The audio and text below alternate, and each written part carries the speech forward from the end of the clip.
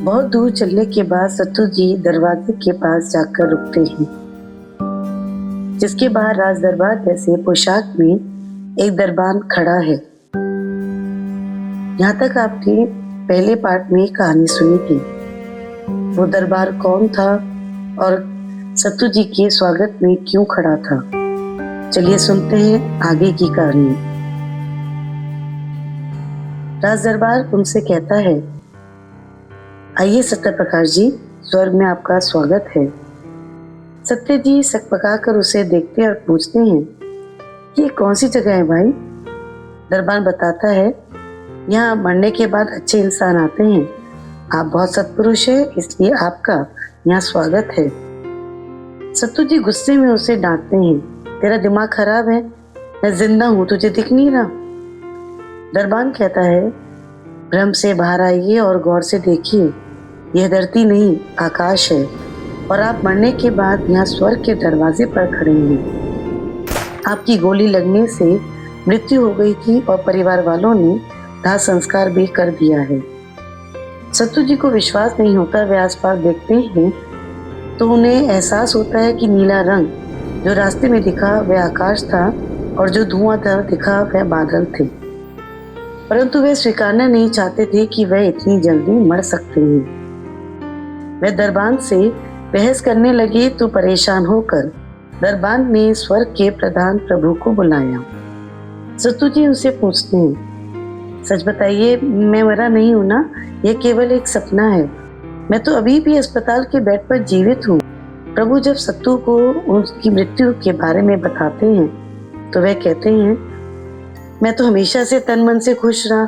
सबने मुझे लंबी उम्र का आशीर्वाद दिया और मैंने तो बड़े सत्कर्म करे ताकि लंबी उम्र में जी सकूं। फिर क्यों मुझे इतनी जल्दी बुला लिया? प्रभु कहते हैं, देखो सत्य प्रकाश, तुम्हारे अच्छे कर्म आने वाले जन्म में उसका फल देंगे। लोगों के आशीर्वाद तुम्हें तुम्हारे अगले जन्म में अच्छे साथी मिलेंगे। लंबी उम्र की कामना तो तकरीबन हर मनुष्य की होती है, लेकिन और उसके लिए वो उपाय भी करते हैं, लेकिन वे ये नहीं जानते कि जन्म एवं मृत्यु के बारे में पहले से लिखा जा चुका है। तुम्हारी अकस्मात मृत्यु पिछले जन्म का फल है। पिछले जन्म में तुमने अपने साथी की गोली मारकर हत्या कर दी थी और उसका तुम्हें ये फल मिला। सत्तू जी पूछते हैं, लेकिन प्रभु ये फल कुछ और साल बाद भी तो मिल सकता था, अभी क्यों? अभी तो मेरी इतनी उम्र भी नहीं है। प्रभु ने कहा, तुमने भी इसी उम्र में अपने दोस्त का कत्ल किया था, लेकिन मैं मरना नहीं चाहता, आप कोई और रास्ता निकाल दो। प्रभु हंसकर कहते हैं, पुत्र, जन्म पहला और मृत्यु अंतिम सत्य है जो बदला नहीं जा सकता। तुम्हें अपनी मृत्यु को स्वीकारना तो होगा।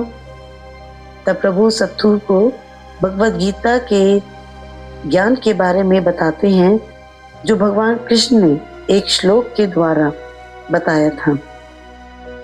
प्रभु उस श्लोक को सत्तू जी को सुनाते हैं, जिससे सत्तू जी के मन का जो मृत्यु का डर था वो खत्म हो जाता है। प्रभु कहते हैं, ततस्य ही ध्रुवो मृत्युर्ध्रुवम जन्म मृत्यस्य च तस्मात् परिहार्यते न त्वं शोचि तुमर्हसि। अर्थात जिसने जन्म लिया है उसकी मृत्यु निश्चित है और मृत्यु के बाद पुनर्जन्म भी निश्चित है। सत्य प्रकाश जी को एहसास होता है कि जिस भगवद गीता को उन्होंने कई बार पढ़कर भी जीवन के अंतिम सत्य को नहीं समझा, आज उस जीवन मृत्यु का उन्हें पूर्ण ज्ञान हो गया था।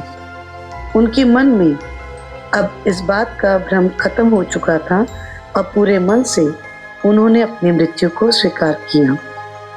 प्रभु की आज्ञा लेकर उन्होंने स्वर्ग में प्रवेश किया और चल दिए अपने अंतिम सत्य मृत्यु से अगले दूसरे सत्य जन्म की ओर।